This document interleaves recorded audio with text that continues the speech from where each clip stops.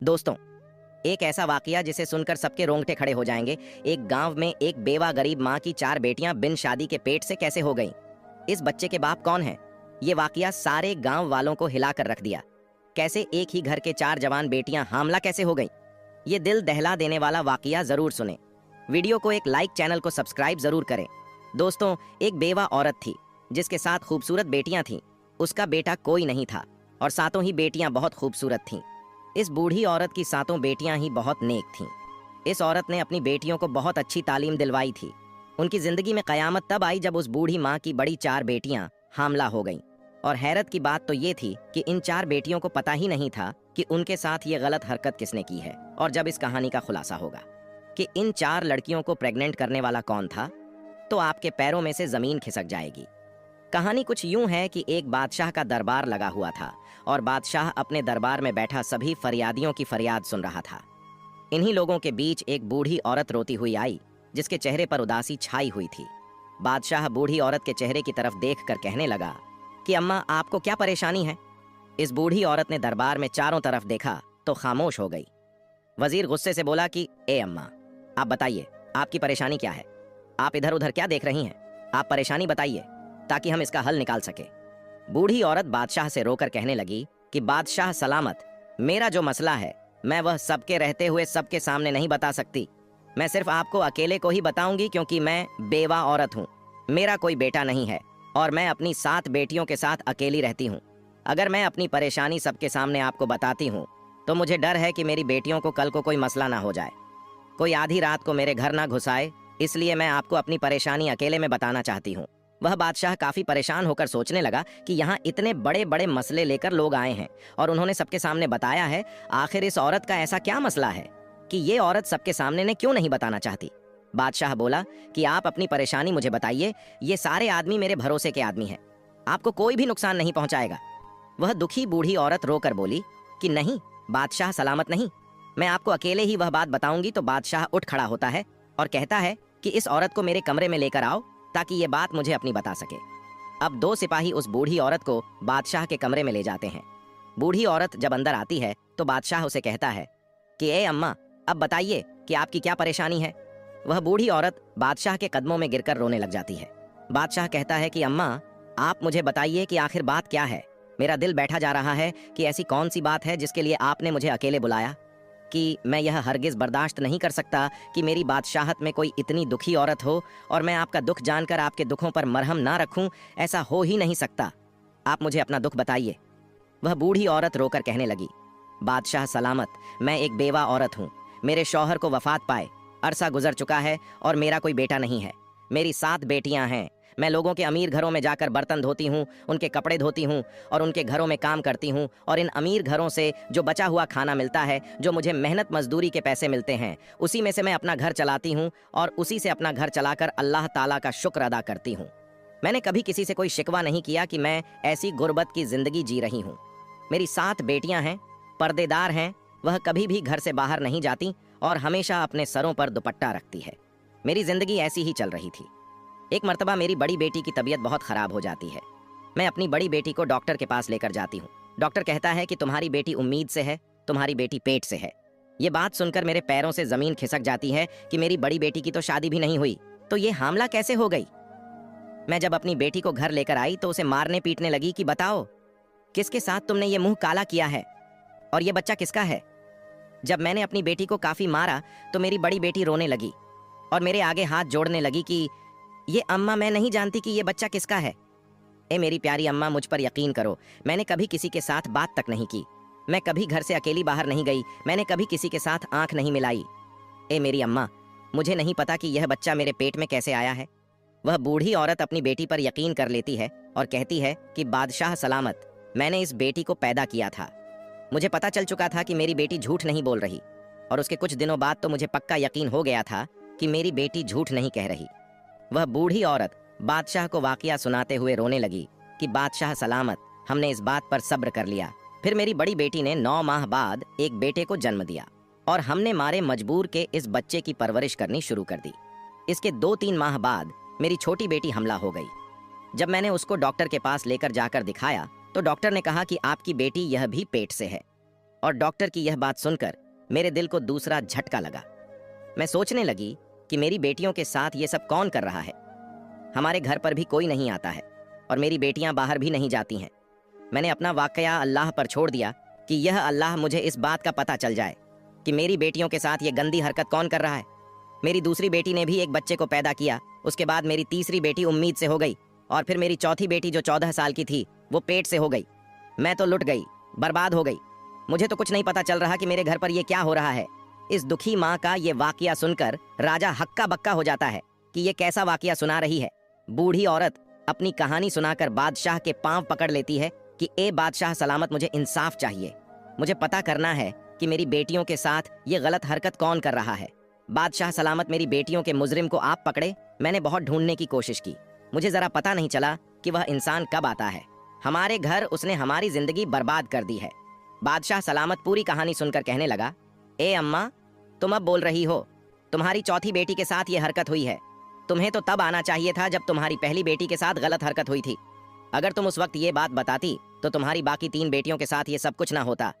मगर जब तुम जैसे गरीब लोग होते हैं, वह लोगों की बदनामियों से डरकर यह जहर पी लेते हैं और फिर वही जहर तुम्हारे अंदर काटता रहता है। तुम्हें जब बात तुम्हारी बर्दाश्त से बाहर हो जाती है, फिर तुम लोग आकर बताते हो कि ये मसला हो गया है। और अम्मा, तुम भी उन लोगों में से हो जो अब आई हो। वह बूढ़ी औरत अपनी गलती तस्लीम करती है कि मुझे पहले आना चाहिए था, लेकिन अब मैं आ चुकी हूँ। जो कुछ हो गया सो हो गया, लेकिन अब मेरी बेटियों के मुजरिम का पता लगना चाहिए कि वह कौन है। बादशाह सलामत बहुत ही नेक दिल मेहरबान थे। कहने लगे कि अम्मा, अब तुम घर जाओ। अब ये परेशानी तुम्हारी नहीं है, अब ये परेशानी मेरी है और मुझसे बर्दाश्त नहीं होता कि मेरी सल्तनत में कोई औरत इतनी दुखी हो। कोई दरिंदा गरीब औरत पर जुल्म कर रहा है और मैं चैन की नींद सो लूं।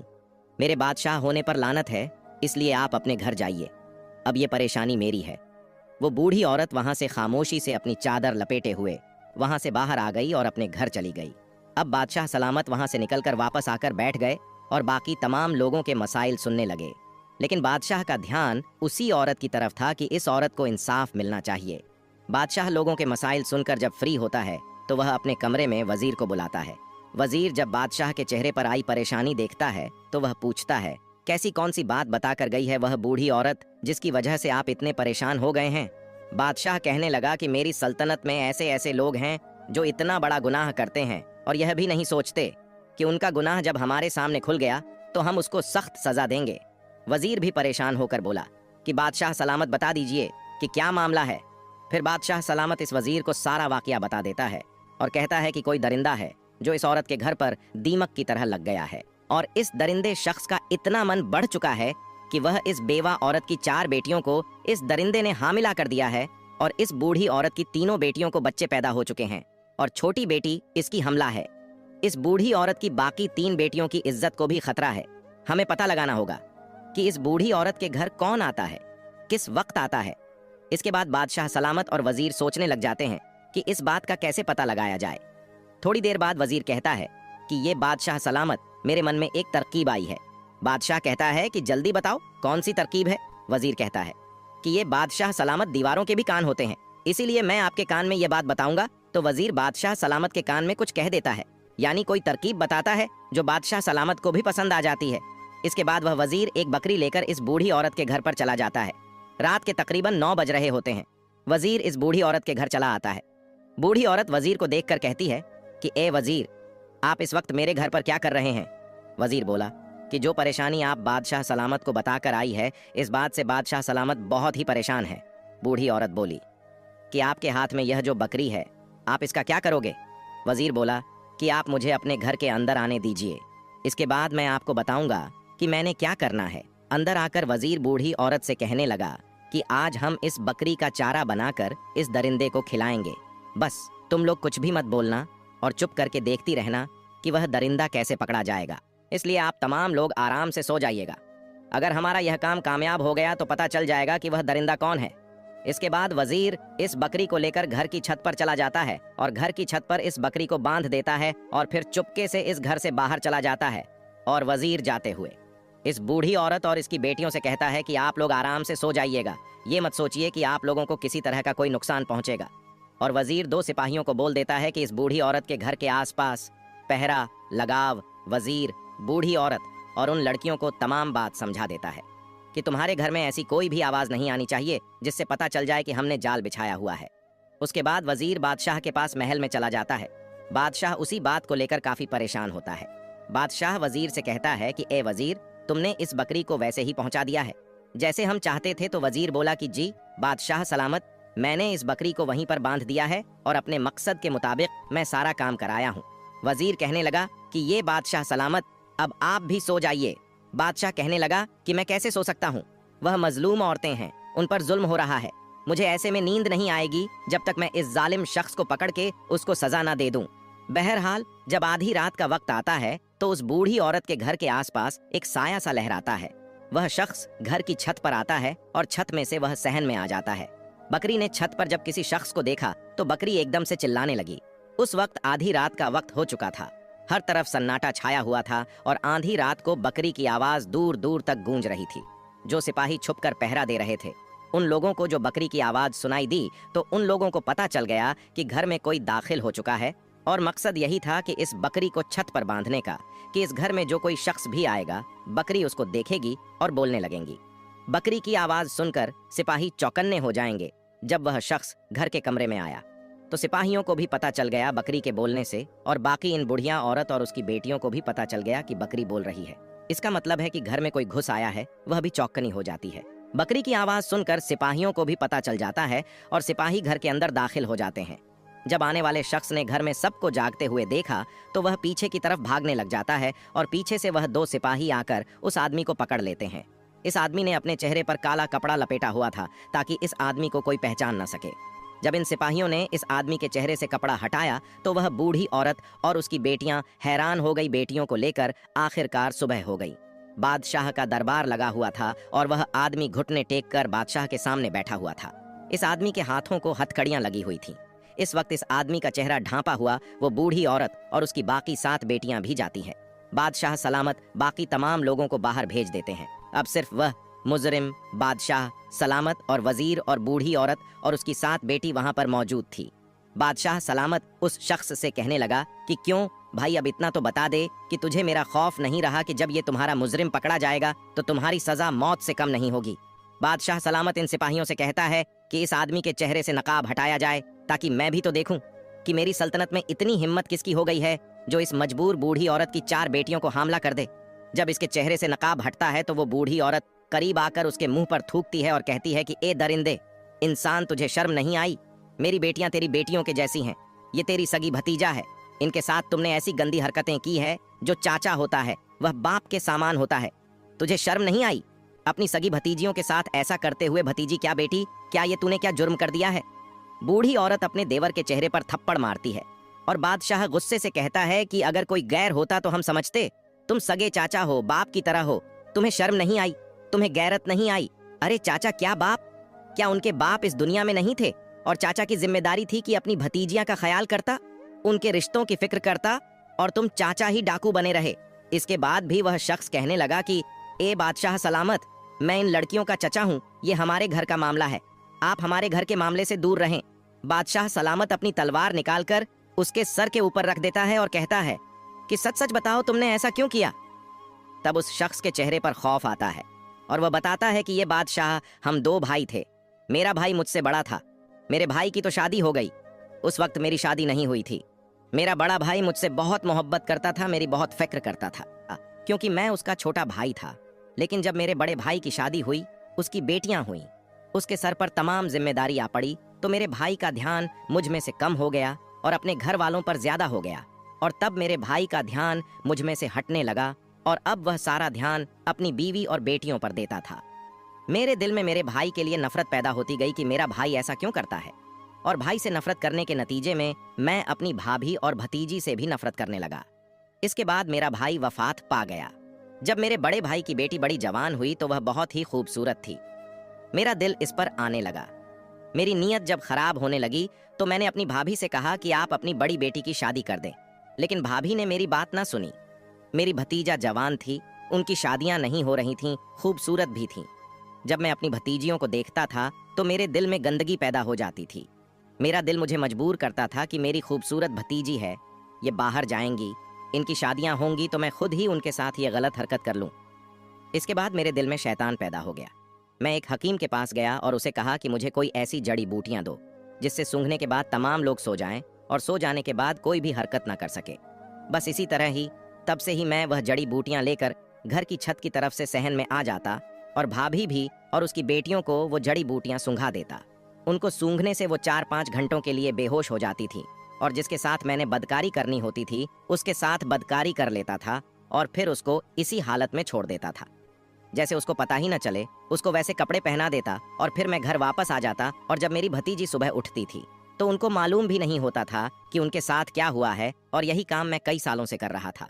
लेकिन अगर मैं इस वक्त छत पर बकरी को देखकर समझ जाता कि यह बकरी मुझे चारा बनाने के लिए बांधी गई है तो मैं वापस चला जाता।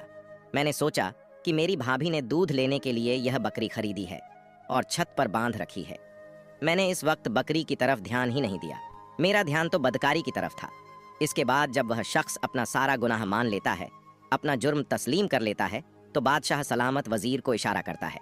वजीर अपनी तलवार निकालकर उस शख्स का सर उसके धड़ से अलग कर देता है, जिसके बाद उसका जिस्म थोड़ी देर के लिए तड़पता है और फिर सजा के तौर पर ठंडा हो जाता है। इस तरह इस दरिंदे शख्स को, इस जालिम चाचा को सजा मिल जाती है। फिर बादशाह सलामत इस बूढ़ी औरत की तरफ देखकर कहता है कि ए अम्मा, अगर आप मुझे बता देती तो आपकी बाकी 3 बेटियों को यह दुख ना झेलना पड़ता। लेकिन मेरा आपसे वादा है कि आपकी इन 4 बेटियों को वह खुशियां में दिलवाऊंगा जिनकी ये हकदार है। फिर बादशाह सलामत अपने सिपाहियों में से 4 सिपाही जो बहुत ही समझदार सुलझे हुए होते हैं, उन 4 सिपाहियों से इन 4 लड़कियों की शादी करवा देता है और बहुत सारा माल और दौलत पैसा भी साथ देता है। इसके बाद वह बूढ़ी औरत रोकर बादशाह का शुक्रिया अदा करती है। बादशाह सलामत कहता है कि अब आप बेफिक्र हो जाएं, जब आपकी बाकी 3 बेटियां जवान हो जाएंगी तो आप मुझे बता दीजिएगा, मैं इनके लिए भी कोई अच्छा सा लड़का देखकर इनका रिश्ता करवा दूंगा। यह थी एक इंसाफ पसंद बादशाह की कहानी और ऐसे दरिंदे चाचा की कहानी जो चाचा बाप की तरह होता है। इस कहानी से एक सबक भी सीखने को मिलता है कि अगर किसी पर किसी तरह का भी कोई जुर्म हो रहा है, कोई मजलूम है, तो उसको अपने हक के लिए आवाज उठानी चाहिए। अगर वह शख्स कमजोर रहेगा और बाकी दुनिया वालों के डर से खामोश रहेगा तो दुनिया उसको नोच कर खा जाएगी। दोस्तों, इस वीडियो को आगे भी जरूर शेयर कर दें और हमारे इस चैनल पर सबक आमोज कहानियों अपलोड की जाती है। चैनल को सब्सक्राइब, वीडियो को एक लाइक जरूर करें। अल्लाह।